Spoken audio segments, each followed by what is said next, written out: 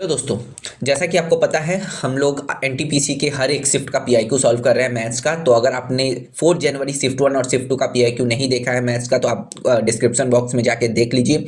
हम यहाँ पे एग्जाम अप्रोच में मतलब एग्जाम में कितनी जल्दी हमें सॉल्व करना है, हम उस अप्रोच से यहाँ पे चल रहे हैं और फटाफट इसे हम सॉल्व करने की कोशिश करेंगे। और बीच में आपको जो अगर कॉन्सेप्ट की जरूरत पड़ेगी तो मैं आपको कॉन्सेप्ट भी यहाँ पे बताता चलूंगा। तो चलिए दोस्तों, पहला सवाल जो हमारा है आप इसे खुद से पहले सॉल्व करिए, फिर मेरा ये सॉल्यूशन देखिए कि हम लोग इसे कितनी फटाफट सॉल्व करते हैं। पहला क्वेश्चन बोला है, a shopkeeper incurs 20% of loss. ठीक है, 20% का लॉस होता है एक मशीन को जब हम लोग 4800 में बेचते हैं। In order to gain 20% profit, तो एक शॉपकीपर को कितने में उसे सेल करना होगा। बहुत ही इजी सवाल है, कुछ नहीं करना है। देखिए 20% लॉस यानी कितने में बेच रहा है, वो 80% पे बेच रहा है। ठीक है, इसका मतलब 4800 का जो वैल्यू है वो 80% के बराबर होगा। मुझे बोला है 20% गेन पे करना है, तो मुझे 20% गेन यानी 120 रुपए में बेचना है। तो बताइए मुझे कितने में बेचना है। आप इसे कितने जल्दी सॉल्व करते हैं, देखिए यहाँ पे आप काटिए, ये इसका कितना गुना है, आप बोलोगे 60 गुना है। तो यहाँ पर भी ये कितना हो जाएगा, इसका 60 गुना। ओके, तो 12 छक 72, मतलब ऑप्शन में आपको ऑप्शन बी आंसर। बस आपको इतनी जल्दी ही सॉल्व करना है एग्जाम में। नेक्स्ट जो क्वेश्चन है, देखिए सेम क्वेश्चन है, आप इसे खुद से सॉल्व करिए। मैंने आपको प्रीवियस क्वेश्चन जैसा सॉल्व करवाया, फिर मेरा ये सॉल्यूशन देखिए। बोला है 10% लॉस हो रहा है 540 रुपए में बेचने पर। बस सेम सवाल है। देखिए एक जैसे ही सवाल को एग्जाम में दो बार रिपीट किया गया। तो मेरा सेलिंग प्राइस 90 था, लेकिन एक्चुअली में वो 540 था। तो मुझे बोला है 10% प्रॉफिट यानी 110 रुपए में सेल करना है।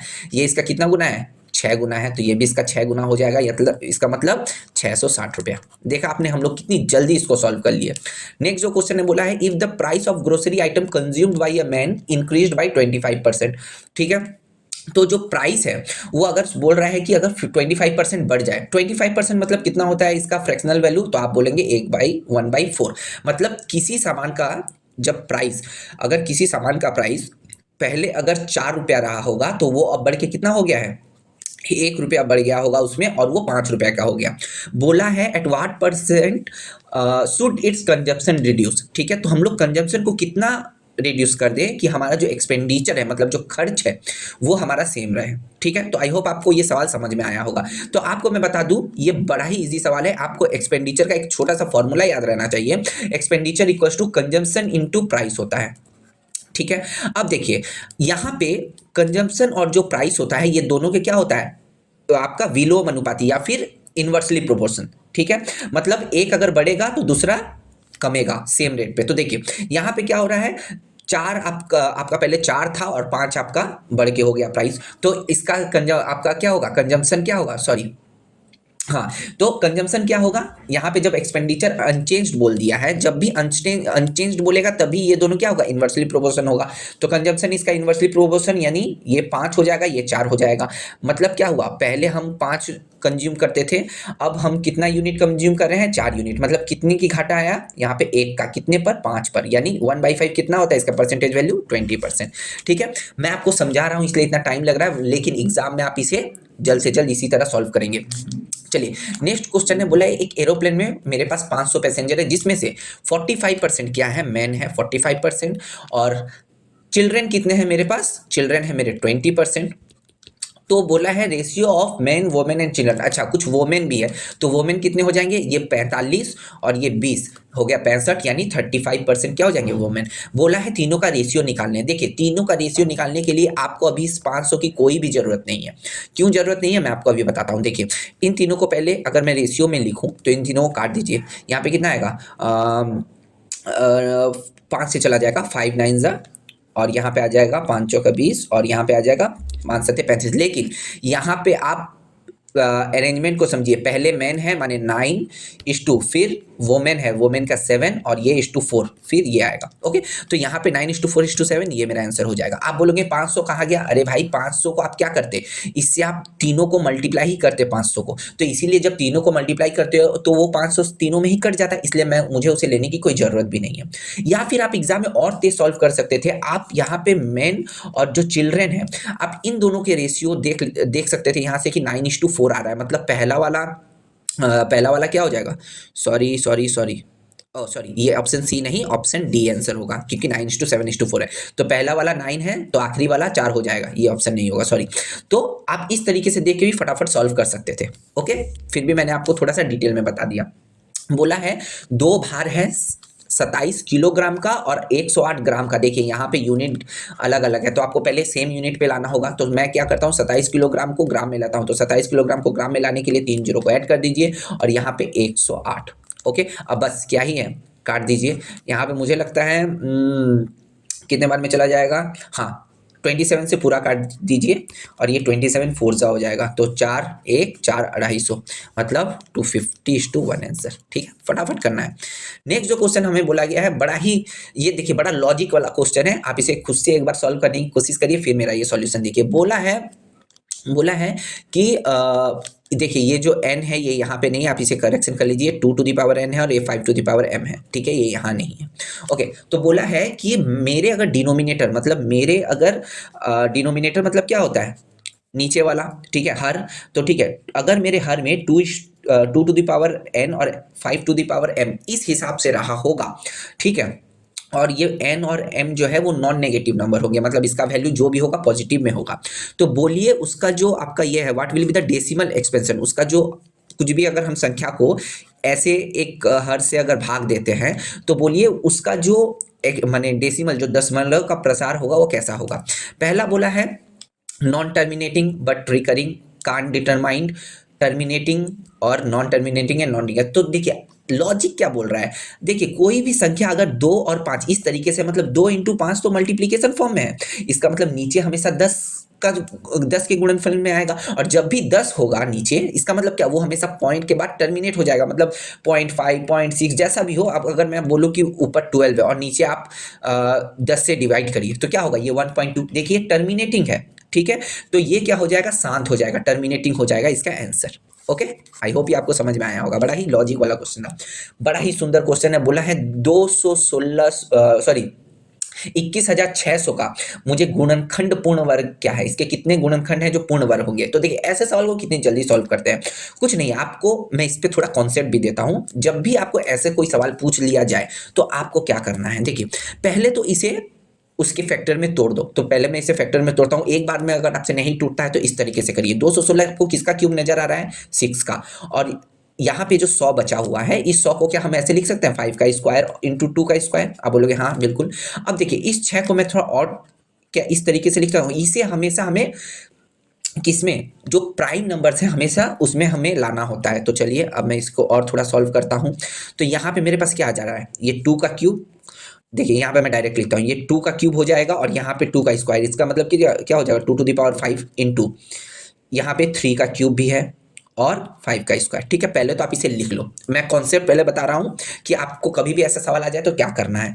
जब भी आप ऐसे लिख दोगे उसके बाद आपको क्या करना है, देखिए 2⁵ को हम लोग यहाँ पे ऐसे लिखते हैं, 2⁵0 plus 2⁵1 plus 2⁵2 plus 2⁵3 plus 2⁵4 plus 2⁵5। ठीक है, मतलब आपको एक जीरो ऐड करके फिर इस तरीके से आपको सारे पावर को लिखते जाना है। कहाँ तक, 5 तक, जो ये 5 तक है 5 तक, तो आपके पास टोटल 6 टर्म आएंगे। देखिए तो इसका भी आप उसी तरह लिखिए, तो आपका क्या आएगा, 3⁵0 प्लस 3⁵1 फिर स्क्वायर फिर क्यूब, और 5 का क्या आएगा, 5 का आएगा आपका 0 1 और 2। अब इसके बाद क्या करना है, सुनिए, हमेशा आपको याद रखना है कि जब भी आपको पूछ लिया जाए कि कितने परफेक्ट स्क्वायर नंबर्स होंगे, तो हमेशा आपको याद रखना है, हमेशा परफेक्ट स्क्वायर नंबर वही होंगे जिनका पावर जो है वो इवन हो, जिनका पावर क्या हो, इवन हो। ये आपको हमेशा याद रखना है। तो यहाँ पे देखिए, यहाँ पे 2⁵0, यहाँ पे इस टर्म में मुझे एक 2⁵0, ये आपका इवन होगा, इवन पावर है इसका। 2⁵2 ये भी इवन पावर है, यहाँ पर 2⁵4, ये मतलब इस पहले वाले से मुझे कितने यहाँ पे मिले, मुझे यहाँ पे मिला है 1 2 3, मतलब 3, यहाँ पे 3 साइड में लिखिए। फिर आपको क्या करना है, इनटू, फिर दूसरे वाले इसमें देखिए, इसमें 3 वाले में देखिए 1 ये 2, मतलब 2, फिर तीसरे वाले में देखिए ये 1 ये 2, मतलब फिर से 2। बस आपको इसी तरह करना है। अब तीनों को क्या करना है, मल्टीप्लाई कर देना, तो कितना आ जाएगा, 12। ये 12 मेरा आंसर। आप इसे कॉपी में नोट कर लीजिए, आपको ऐसे ही करना है एग्जाम में। नेक्स्ट जो बड़ा ही सुंदर क्वेश्चन है, आप इसे खुद से पहले सॉल्व करिए, फिर देखिए क्या मैं करता हूँ। बोला है एक बस जो जा रहा है वो क्या 2 पर्सन है, उन दोनों को पास कर रहा है, ठीक है, और तीनों का जो डायरेक्शन है वो सेम डायरेक्शन है, मतलब इसी डायरेक्शन में। आपको पता होना चाहिए जब डायरेक्शन सबका अगर सेम होता है तो जो रिलेटिव स्पीड होता है मेरे पास वो हमें क्या करना पड़ता है, माइनस करना पड़ता है। देखिए एक पर्सन का 3 किलोमीटर पर आवर बोल दिया गया है और दूसरे का 5 किलोमीटर पर आवर बोल दिया गया है, और बोला है बस दोनों को पास करता है, एक को 10 सेकंड में, एक को 11 सेकंड में। तो मुझे बताइए बस का स्पीड क्या होगा। बहुत ही इजी सवाल है, कुछ नहीं, आप बस के स्पीड को पकड़ लीजिए बी, ठीक है, बी पकड़ लीजिए। तो पहले पर्सन को जब पास कर रहा होगा तो पहले पर्सन को पास करने में तो उसका स्पीड क्या होगा, दोनों से माइनस हो जाएगा। और मुझे यहाँ पे 10 को मैं मल्टीप्लाई कर देता हूँ, ये फॉर फर्स्ट पर्सन। क्यों 10 जो अगर मैं स्पीड इंटू टाइम करता हूँ तो मुझे क्या दूरी पता चल जाएगी, ठीक है। तो मुझे यहाँ पे दूरी पता चल गई। फिर नेक्स्ट को भी मैं ऐसा ही करूँगा, जब नेक्स्ट पर्सन को पास करता है तो यहाँ पे इंटू 11 कर दीजिए। नीचे आप याद रखिएगा यहाँ पे किलोमीटर पर आवर है, यहाँ पे दोनों सेकंड में है, तो नीचे आपको क्या करना है, इसको भी घंटे में ले जाना है, मतलब 3600 से डिवाइड करना है। लेकिन मैं यहाँ पे 3600 से नहीं डिवाइड करने पर भी चलेगा, क्योंकि यहाँ पे 3600 कट जाएगा। तो अब देखिए अब आपके लिए बहुत सिंपल हो गया, यहाँ पे क्या हो गया 10b माइनस 10s, ठीक है। और यहाँ पे अच्छा सॉरी ये s नहीं है, सॉरी ये 3 है, सॉरी ये 3 है ना, क्योंकि इसका 3 मल्टीप्लाई, तो ये 3 और इक्वल्स टू 11b माइनस 55। बस अब क्या है सॉल्व कर दीजिए, b इक्वल्स टू कितना आ रहा है 25 आंसर। तो आपका 25 आंसर, ठीक है। फटाफट आपको लॉजिक लगाना है भाई। What is the least number which when divided by 12, 21, 35 leaves remainder 6। अब देखिए इस सवाल को आप खुद से सॉल्व करोगे तो इन तीनों का पहले एलसीएम निकालोगे, फिर आपको बहुत बहुत कुछ करना पड़ेगा। तो मैं देखिए इसको कितनी जल्दी सॉल्व करता हूँ। देखिए आप पहले एक बात गौर कीजिए, आप जब भी एलसीएम निकालेंगे, कुछ भी निकालेंगे, इस 35 को देखिए, यहाँ पे 7 इंटू 5 है। इसका मतलब जो भी संख्या आपका यहाँ पे जो भी संख्या होगा 5 से अगर डिवाइड करने के बाद आपका 6 रिमाइंडर बचना चाहिए, ठीक है। आपको क्या ये 420 ऐसा नहीं लग रहा है कि मैं अगर इसको 5 से डिवाइड करता हूँ तो यहाँ पे मेरे पास 0 रिमाइंडर बचेगा, तो इसका मतलब 420 मेरे पास होगा नहीं, ठीक है। मुझे कुछ ऐसी संख्या चाहिए। अब देखिए 21 को भी देखिए ये 3 इंटू 7 है, और 12 को भी देखिए ये 4 इंटू 3 है, ठीक है। आप देखिए यहाँ से देखिए, अगर सोचिए किसी संख्या के अगर लास्ट में मुझे 6 रिमाइंडर लाना है, लेकिन अगर मैं 4 को 6 से भाग करता हूं तो मेरा रिमाइंडर कितना आएगा 2 आएगा, ठीक है। तो ऐसी कौन सी संख्या है जिसमें आपका रिमाइंडर 2 आए। या फिर अगर मैं 7 को 6 से डिवाइड करता हूं, ठीक है, मेरा यहाँ पे अगर मैं किसी भी संख्या को मुझे अगर रिमाइंडर 6 चाहिए तो ऑब्वियसली 6 7 से छोटा है, तो यहाँ पे मुझे 6 ही रिमाइंडर मिलेगा। सपोज कर लीजिए 48 है, ठीक है, मैं यहाँ से 7 को डिवाइड करता हूँ, 7 6 42, तो देखिए यहाँ पे मुझे टोटल पूरा रिमाइंडर 6 मिल रहा है। तो ऐसा मुझे एक संख्या चाहिए जहाँ पे मुझे टोटल 6 मिल जाए, और मेरा क्या हो, जब भी मैं उसे 4 से डिवाइड करूं तो मुझे 2 रिमाइंडर मिले। 2 या 3 से डिवाइड करूं तो मुझे रिमाइंडर नहीं मिलना चाहिए, क्योंकि 2 और 3 6 को पूरा काट देते हैं, तो 5 मेरा होगा नहीं। देखिए इसको मेरा 2 और 3 क्या होगा, पूरा काट देंगे, इसको भी काट देंगे, इसको भी काट देंगे। मगर यहाँ पे देखिए अगर मैं 7 से डिवाइड करता हूँ तो देखिए यहाँ पे मेरा 6 रिमाइंडर बच रहा है, और 4 से भी डिवाइड करता हूँ तो मेरा 2 रिमाइंडर बच रहा है। तो ऑप्शन सी मेरा आंसर हो जाएगा। आपको इस तरीके से आप लगाना है, मैं आपको समझा रहा हूँ इसलिए टाइम ज़्यादा लग रहा है, वरना अगर आप एक बार कॉन्सेप्ट को समझ जाओगे तो आप खुद ही से बहुत जल्दी सॉल्व कर लोगे। नेक्स्ट जो क्वेश्चन बोला है, इन दोनों नंबर को अगर मैं ऐड करूं और फिर उसको माइनस करूं, दोनों का योग और अंतर, उनको जोड़ने पर आपको कितना मिलेगा। तो आप क्या करोगे एग्जाम में, दोनों को प्लस करोगे फिर माइनस करोगे, ऐसा करोगे? नहीं, आपको कुछ नहीं करना होगा, 2 इंटू 3.03 कर दीजिए, आपका आंसर आ जाएगा। आप बोलोगे भाई कैसे करें, ये कैसे कर दिया तुमने। तो देखिए मान लीजिए ए है, ये बी है, ठीक है। अब दोनों को एक बार जोड़ना है और प्लस इसको दोनों के डिफरेंस से भी माइनस करना है। तो देखिए यहाँ पे बी कट जाएगा तो 2 है, मतलब आप जो ए पकड़े हैं उसी को आप 2 से गुणा कर दीजिए तो आ जाएगा 6.06 आंसर, ठीक है। इस तरीके से आपको जल्दी से जल्दी लॉजिक लगाना है। ये 2 यहाँ पे नहीं है, ये स्क्वायर है, ठीक है। अच्छा आपको 2 और 5 ये आप खुद भी सॉल्व कर लोगे, कितना हो रहा है 5 25 25 दूनी 50 और ये माइनस 25, तो आपका 25 आंसर, ठीक है। ये आप खुद से इजी सवाल था।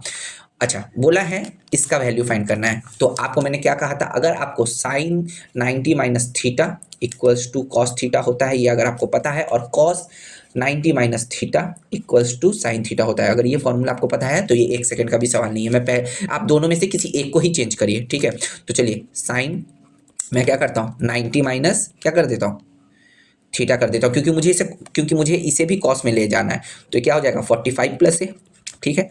और यहाँ पे मेरा क्या हो जाएगा, ये आपका इस तरह कर दीजिए, और यहाँ पे क्या हो जाएगा कॉस 45 माइनस ए पहले से दिया हुआ है।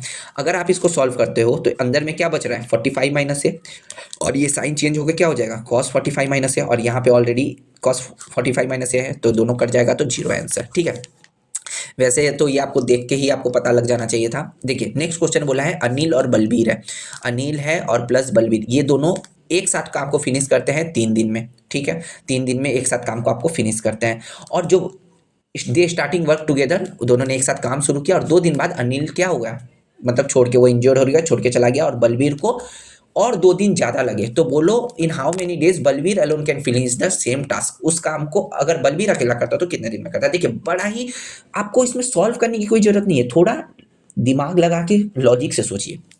देखिए आप मान लीजिए आपके पास टोटल कितने काम थे, टोटल वर्क आपके पास 3 थे। अब 3 काम को दोनों मिलकर 3 दिन में कर लेते हैं। अब देखिए अब नेक्स्ट जो सवाल पे आता है, बोला कि 2 दिन में, 2 दिन बाद अनिल छोड़ के चला गया, मतलब दोनों ने 2 दिन तक काम किए होंगे। अगर 3 दिन में 3 काम करते हैं तो 2 दिन में कितने काम किए होंगे, 2 काम किए होंगे।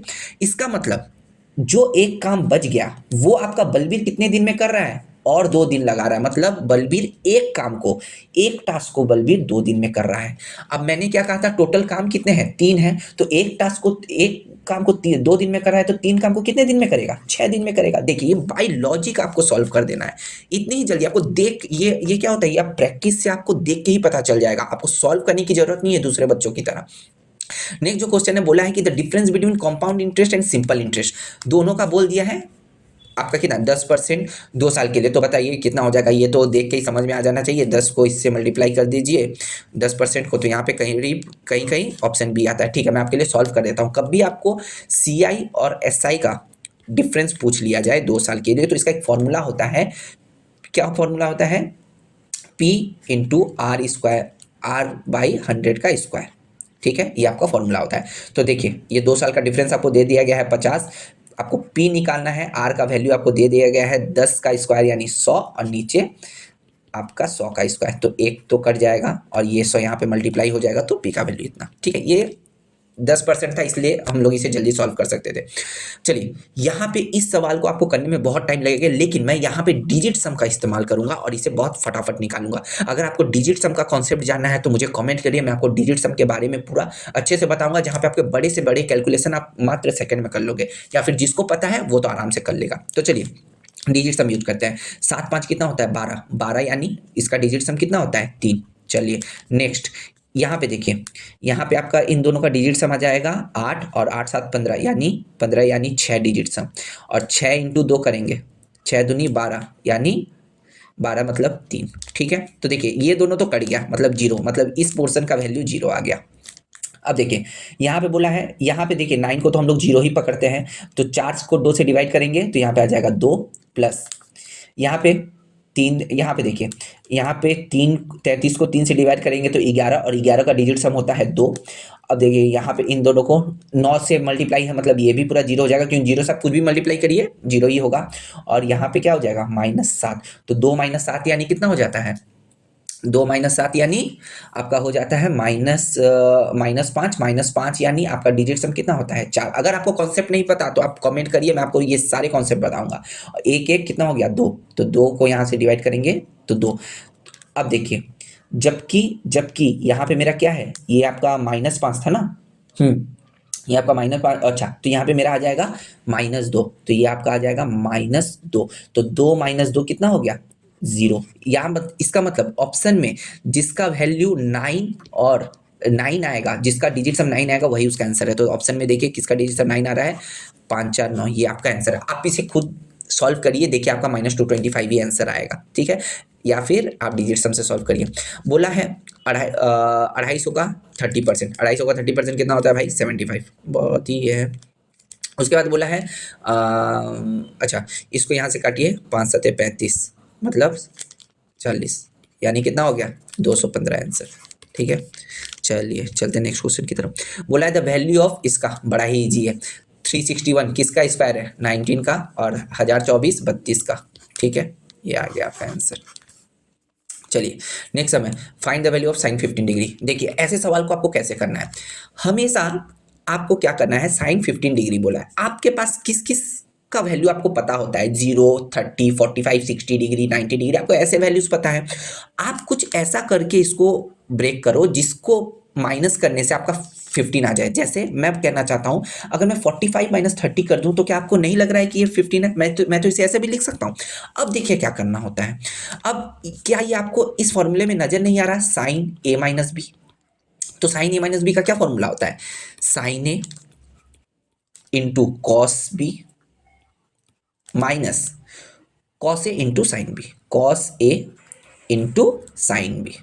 ठीक है, ये आपका फॉर्मूला, आपको फॉर्मूला याद रहना चाहिए। अब देखिए फटाफट सॉल्व करिए, 1/√2 वैल्यू पुट करिए, √3/2, और ये हो जाएगा 1/√2 इंटू 1/2, तो क्या हो जाएगा √3/2√2 और -1/2√2। तो इन दोनों को करेंगे तो √3 माइनस 1/2√2, तो ऑप्शन बी आपका आंसर है। ठीक है, ये सारी चीज़ें आपको पता होनी चाहिए। चलिए नेक्स्ट जो सवाल बताया गया है, देखिए आपको एरिया और स्क्वायर का फॉर्मूला अगर पता है, ठीक है, तो इस सवाल को आप खुद से भी सॉल्व कर सकते हैं। ठीक है, किस तरह से करना है फिर भी मैं आपको थोड़ा सा बता देता हूँ। तो चलिए, तो आप इसे खुद से भी सॉल्व करिए, ठीक है, क्योंकि इसमें कुछ करना नहीं है। देखिए यहाँ पे आपको कुछ कुछ मैं चीज़ बता देता हूँ। ये 8 है, ठीक है, यानी इसका भी जो वैल्यू हो जाएगा ये भी 8 हो जाएगा।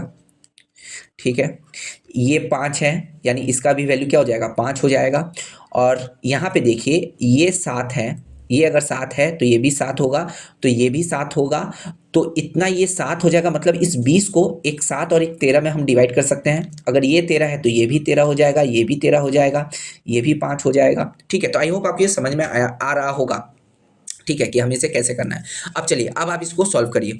तो मैं जो सॉल्व करता हूँ, मैं पहले एक देख लेता हूँ। पहला आ रहा है मेरा 15×7। अगर मैं इसकी एरिया का बात करूँ तो आ जा रहा है 15×7।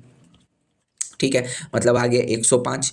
फिर 7×5, देखिए ये अगर 5 है ये वाला पोर्शन, तो ये वाला पोर्शन भी 5 हो जाएगा। तो इस पोर्शन का वैल्यू कितना हो जाएगा, 7×5। ओके, चलिए 7×5। उसके बाद 13×8, इसका इस पोर्शन का वैल्यू 13×8। ठीक है, उसके बाद 13, और इस पोर्शन का जो वैल्यू हो जाएगा, इस पोर्शन का वैल्यू ये हो जाएगा 13×5, 13×5। ठीक है, ये हो गया 104 और ये हो गया 65। अब देखिए इसका जो ओके, इसका आ गया है, हाँ, और ये भी आ गया है 85। ठीक है, मोटा मोटी सबका आ गया। तो यहाँ पे मेरे पास कितना आ रहा है आंसर, और किसका किसका बचा हुआ है देखिए। एक 8×5 भी बचा हुआ है, 8×5, इसका वैल्यू 8×5। ठीक है, यहाँ पे कितना हो गया, 8×5 40। ठीक है, अब इसको जोड़िए, तो 5×5 10, 4 14, 14×5 19 का 9, और क्या है 3 6 9 4 13, 13 का 3 1, यहाँ पे 3 3 9, और भी है, और कुछ छूट रहा है क्या, देख लीजिए।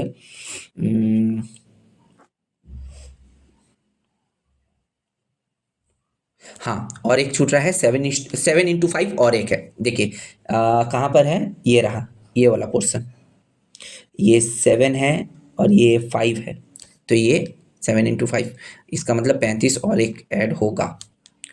ओके, 35 होगा, नहीं नहीं नहीं, शायद हम 7×5 ले चुके हैं।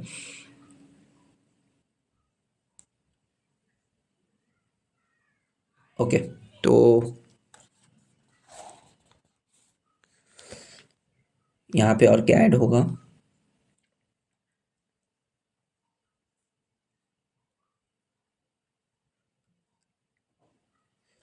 यहाँ पे 9 हो गया यहाँ पे। आप इसे एक बार खुद से सॉल्व करिए, फिर मैं आता हूँ इस सम में। ठीक है, बोला है Anil alone can complete our task in 6 days। ठीक है, and Bhushan alone can complete a task in 8 days। ठीक है, चलिए, अब अनिल जो है वो 6 days में कर ले रहा है, भूषण कितने दिन में कर रहा है, 8 days में कर रहा है। और बोला है अंडरटुक द टास्क फॉर 3200, हाँ, with the help of Chaman and they complete the task in 3 days। अच्छा, उन्होंने 32 रुपये में वो कॉन्ट्रैक्ट लिया और चमन के हेल्प से 3 दिन में टास्क को कंप्लीट कर लिया। तो यहाँ पर अमन और ये जो भी है भूषण और चमन, इन तीनों ने भी क्या किया 3 दिन में टास्क को कंप्लीट। बस अब इसको क्या करना है, 24 करिए, 4 3 और यहाँ पे कितना जाएगा 8। अब देखिए चमन का एफिशिएंसी मुझे चाहिए, अनिल का आपका मिल गया है 4, तो ये 4 हो गया और ये हो गया 3, तो ऑब्वियसली चमन का कितना होगा 1, तभी 4 3 7 1 8 बनेगा। बोला है चमन का शेयर बताइए, तो ठीक है, जो भी पैसे का रेशियो हमेशा उसके एफिशिएंसी के रेशियो में ही बढ़ता है, तो चमन का 1 है और टोटल कितना हो गया मेरे पास एफिशिएंसी 4 3 7 और 1 8 इंटू 3200, इसका मतलब 400। ये हो गया आंसर। ठीक है, इसके प्रीवियस वाले सम को मैं फिर से एक बार देखता हूँ क्योंकि उसमें मेरा थोड़ा टाइम कंज्यूम हो रहा है, तो मैं उसे बाद में देखता हूँ। ठीक है, आपको एग्जाम में भी अगर कहीं टाइम कंज्यूम हो तो आप नेक्स्ट सवाल की ओर बढ़े क्योंकि नेक्स्ट सवाल आपका इजी आता है। ठीक है, बोला है इनमें से कौन सा रैशनल नंबर नहीं है, तो ऑब्वियसली देख के ही आपको पता चल रहा होगा ये सारे स्क्वायर हैं किसी ना किसी के, और ये जो 125 ये मेरा रैशनल नंबर नहीं है। नेक्स्ट जो सवाल है, देखिए आप अगर एग्जाम में किसी एक जगह पे अटक जाओगे ना तो वहाँ पे ज़्यादा टाइम मत देना। अगर आपको लग रहा है कि अभी नहीं मिल रहा है तो हमें आगे बढ़ना चाहिए। ठीक है, क्योंकि आगे हमारे पास बहुत इजी सम होते हैं, उन्हें हमें सॉल्व करना चाहिए। ठीक है, बोला if the dimension of a room is 2 metre 3 metre 4 metre है। ठीक है, तो बोला है कि how many cubes of size इतना metre can be placed in the room. कुछ भी नहीं करना है, इसका वॉल्यूम को इसके वॉल्यूम से डिवाइड कर देना है। तो वॉल्यूम क्या होता है, कुछ नहीं 2 इंटू 3 इंटू 4 यही वॉल्यूम होता है, और नीचे वाले का वॉल्यूम भी 1/2 सबको मल्टीप्लाई कर देना है। ठीक है, तो यहाँ पे क्या आ जाएगा 4 4 3 12 दूनी 24 और नीचे भी 1/24 यानी 24 ऊपर चला जाएगा। 24 का स्क्वायर कितना होता है, 24 का होता है 576। अच्छा मुझे बताइए 676 किसका स्क्वायर होता है, कमेंट में बताइए। चलिए नेक्स्ट जो बोला है student require 20% marks to pass, 20% marks चाहिए उसको पास करने के लिए, लेकिन उसने 10% मार्क्स पाया और 20 नंबर से फेल हो गया, तो पासिंग मार्क्स बताइए। कुछ नहीं, बहुत ही सिंपल सलम है। बोल रहा है 20 नंबर से फेल हो गया जब उसने 10% मार्क्स लाया, तो इसका मतलब 10 का वैल्यू 20 है। ठीक है, तो अब मुझे बताइए 20 का वैल्यू कितना हो जाएगा, 40 हो जाएगा। ठीक है, बड़ा ही सिंपल सा सब था। इसको आप सॉल्व करिए। ठीक है, फटाफट सॉल्व करते हैं, एक को हम लोग बाद में सॉल्व करते हैं, इसको पहले देख लीजिए। अगर मैं इन दोनों को सॉल्व करता हूँ तो यहाँ पे 3 3 9 -4, इसका मतलब यहाँ पे आ जाएगा 5/12। इस पोर्शन को मैंने सॉल्व किया। उसके बाद 1/6 है। ठीक है, और ये इसके डिवाइड में है, तो यहाँ पे क्या हो जाएगा 1/6 इंटू 12/5, मतलब ये 2/5। ठीक है, ये आपका इस पोर्शन का वैल्यू है। अब देखिए इन दोनों को अगर मैं सॉल्व करता हूँ 3 और यहाँ पे कितना हो जाएगा, यहाँ पे हो जाएगा 3 और 2, ये हो जाएगा 5/6। तो इस पोर्शन को मैंने सॉल्व किया तो आया 5/6 और इस पोर्शन को मैंने सॉल्व किया तो आया 2/5। ठीक है, अब इन दोनों को जोड़िए, आ रहा है कितना, नीचे आएगा 30, 5 5 25 37, मतलब 37/10 आपको किस में दिख रहा है, क्योंकि इसे ऊपर 30 चला जाएगा, 1 से डिवाइडेड है, तो ऑप्शन डी आंसर। नेक्स्ट जो सवाल है क्या बोल रहा है, नेक्स्ट सवाल हमारा बोला है कि in a frequency distribution the mid value of a class is 12 and its width is 6। ठीक है, फ्रीक्वेंसी डिस्ट्रीब्यूशन में आपका मिड वैल्यू बोल दिया गया है और विड्थ बोल दिया गया है, लोअर लिमिट पूछा गया है। तो लोअर लिमिट का आपका क्या है, फॉर्मूला होता है मिड वैल्यू प्लस विड्थ/2, बस ये फॉर्मूला आपको याद रहना चाहिए। तो 12 + 6/2 कितना हो गया 12, सॉरी माइनस, ये माइनस होगा, माइनस। ठीक है, फॉर्मूला ये होगा, तो आपका आंसर 9। ठीक है, चलिए नेक्स्ट जो क्वेश्चन है बहुत ही इजी क्वेश्चन है, exterior angle of A polygon उनका सम कितना होता है, ऑब्वियसली 360 डिग्री। ठीक है, ये आपको याद रहना चाहिए। नेक्स्ट जो सवाल है, हाँ तो देखिए ये बड़ा ही प्यारा सवाल है, क्या बोला है एक बार देख लीजिए। बोला है in the given figure ABD का जो मुझे वैल्यू बोल दिया गया है, ABD वो कितना बोल दिया है 55 डिग्री, ये मुझे 55 डिग्री बोल दिया गया, ये 0 यहाँ नहीं है ऊपर है। ठीक है, ये डिग्री है, ये भी आप करेक्शन कर लीजिए, ऊपर डिग्री है। और ACD मुझे कितना बोल दिया गया है, यहाँ मुझे बोल दिया गया है 30 डिग्री। ओके, और BAC जो BAC है ये वाला जो पोर्शन है मुझे क्या दे दिया गया है Y डिग्री। ठीक है, ये डिग्री, और नॉन रिलैक्स BDC और BDC ये वाला पोर्शन क्या है X डिग्री है। ठीक है, X डिग्री। तो मुझे पूछा है X और X - Y का वैल्यू बताओ। ठीक है, तो x और x - y का वैल्यू कितना हो जाएगा, देखिए वैसे तो ये इन दोनों को ऐड करने से ही आ जाएगा 85। ओके, ठीक है, लेकिन हम लोग इसे थोड़ा सा डिटेल में समझते हैं कि हो कैसे रहा है। ठीक है, तो मान लीजिए मैं अगर यहाँ से एक सीधा सीधा इसको काटता हूँ, ठीक है, सपोज करिए ये P है और ये एंगल Q है, तो y इक्वल्स टू क्या हो जाएगा P + Q, right. y equal to P plus Q. अब देखिए अगर मैं बात करता हूँ एंगल ए डी बी की, ठीक है, एंगल ए डी बी इसकी मैं अगर बात करता हूँ इस एंगल की, तो ये मेरे पास कितना आने वाला है, ये मेरे पास आ जाएगा 180 माइनस पी माइनस 55। और उसी तरह मैं अगर बात करता हूँ एंगल ए डी सी की, ठीक है, ए डी सी की, तो कितना आ जाएगा 180 माइनस क्यू माइनस 30, ठीक है। अब देखिए अब d का वैल्यू मुझे कैसे मिलने वाला है आपको पता होना चाहिए, ये आपका क्या होगा, एंगल आपका ये दोनों एंगल का जो ऐड, मतलब इन दोनों एंगल को मैं ऐड करता हूँ, ठीक है, इन दोनों एंगल को ऐड करके, ठीक है, और प्लस इस बाहर वाले एंगल को मैं ऐड करता हूँ, मतलब ये वाला एंगल और इस x वाले एंगल को, इन तीनों को ऐड करूंगा तो ये मेरे कितना आ जाएगा 360 डिग्री। शायद आपको समझ में आ रहा होगा। तो चलिए हम लोग तीनों को ऐड करते हैं। तो अगर मैं पहले इन दोनों को ऐड कर लेता हूँ, एक बार देख लेता हूँ यहाँ पे कितना आने वाला है, ये आ जाएगा 360 माइनस यहाँ पे p प्लस क्यू और यहाँ पे कितना आएगा -85, ठीक है। और इसमें मुझे ये x को भी ऐड करना है, तभी तो मेरा टोटल 360 होगा। तो चलिए यहाँ पे मैं अगर प्लस x कर देता हूँ, यहाँ पे अच्छे से लिखता हूँ 360 माइनस p प्लस क्यू का क्या वैल्यू है, y है, तो यहाँ पे डायरेक्ट मैं y पुट कर देता हूँ -85 और ये प्लस ये जो x है उसको भी ऐड कर देता हूँ। तो मैंने क्या कहा था, इन तीनों को मिला के कितना होगा मेरा 360 आंसर। तो देखिए यहाँ से 360 कट जाएगा और 360 यहाँ से कटने के बाद यहाँ पे जो ये -85 यहाँ पर है, ये उस तरफ जाएगा तो क्या हो जाएगा +85 और ये x माइनस वाई, इसी का तो वैल्यू पूछा है, इसका वैल्यू कितना आ जाएगा 85। तो 85 मेरा आंसर हो गया। आई होप ये आपको समझ में आया होगा।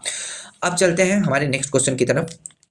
क्या बोला है, बोला है यदि x² minus 4x plus 1 equal to इतना है। तो देखिए ये आप जिसको पता है ये आप तो आंखों आंखों में सॉल्व कर लोगे, लेकिन अगर इसको नहीं पता आप एक काम करो, इसको आप x से डिवाइड कर दो तो क्या आ जाएगा, इसको अगर आप x से डिवाइड करोगे तो आप देखिएगा आपका x plus 1/x equal to 4 आएगा, ठीक है। आप इसको इस पूरे को x से डिवाइड करिए, फिर देखिए उसके बाद जब मुझे इसका वैल्यू पता चल गया है तो स्क्वायर पे क्या होगा, मैंने आपको बताया था इसका स्क्वायर -2 कर देने से ही मुझे x² प्लस y² तो कितना हो जाएगा 14 आंसर, ठीक है। चलिए नेक्स्ट क्वेश्चन पे बोला है इन द गिवन फिगर, ये सारे मुझे डिफरेंट लैंग्वेज में बोलने वाले बच्चे बता दिए गए हैं।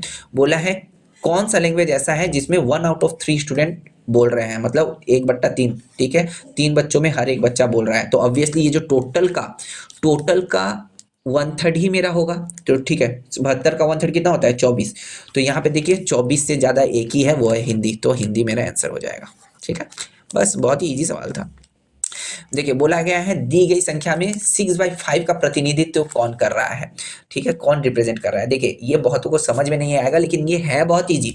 6/5 मतलब कितना होता है भाई, 6/5 मतलब आप बोलोगे 1.2 होता है। तो 1.2 में कौन सा है देखो ना, ये यहाँ से हो गया 1, ये 1, ये 2, मतलब ये 1.2 में ये वाला है, मतलब R, तो R मेरा आंसर हो गया, ठीक है। अब मैं इतना सॉल्व कर लिया, अब मैं चलता हूँ हमारे उस क्वेश्चन की तरफ जो हमने क्या किया था, जो हमने छोड़ दिया था। कहाँ पर है वो क्वेश्चन देख लेते हैं। हाँ इस क्वेश्चन को देखते हैं, ये हमने यहाँ पे छोड़ दिया था। क्या छोड़ा था देखिए, मैंने यहाँ पे कितना किया था, ये आपका हो गया, कहाँ गया, ये आपका हो गया यहाँ तक 339। एक जो हमने छोड़ा था शायद, रुके यहाँ पे, इसको मैंने लिया था क्या, नहीं इसको मैंने नहीं लिया था, ये जो 7 और ये जो 5 इसको मैंने नहीं लिया था, ठीक है। एक जो 35 है ये इसका था, ठीक है, और ये हो गया, ये मैंने नहीं लिया था। तो यहाँ पे मेरे पास कितना आ गया, तो यहाँ पे मुझे 5 5 10 4 14 14 5 19 का 9 हाथ में 1 4 4 10 11 11 3 14 का 4, यहाँ पे 4 आ जाएगा, ठीक है। तो यहाँ पे मेरे पास कितना आ जाएगा 384, तो ये आ जाएगा मेरे पास 384। तो आप इसे खुद से भी एक बार सॉल्व कीजिए, ठीक है। तो आई होप दोस्तों आपको ये सारे जितने भी कॉन्सेप्ट है ये आपको सारे समझ में आए होंगे। अगर नहीं समझ में आया तो आप मुझे कमेंट कीजिए और मैं आपको इससे भी अच्छी जो भी है मैं आपको इसका कॉन्सेप्ट भी समझा दूंगा। और दोस्तों अगर वीडियो अच्छा लगा है तो लाइक कीजिए, दोस्तों के साथ शेयर कीजिए और चैनल को सब्सक्राइब कीजिए। Thank you very much.